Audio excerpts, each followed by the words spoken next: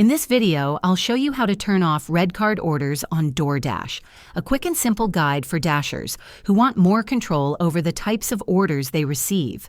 First, open the DoorDash Driver app and tap on your profile icon in the top left corner. Scroll down and look for the Earnings section. Tap on Red Card or Red Card Settings. Here, you'll see an option that says Accept Red Card Orders. Just toggle that switch off. By turning it off, you're telling the app you don't want to receive delivery requests that require the customer's red card, which usually means no hot, time-sensitive deliveries.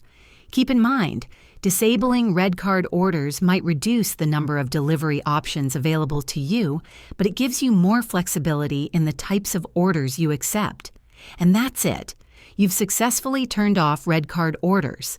If this video helped you, give it a thumbs up and subscribe for more tips and tricks for DoorDash drivers. See you next time.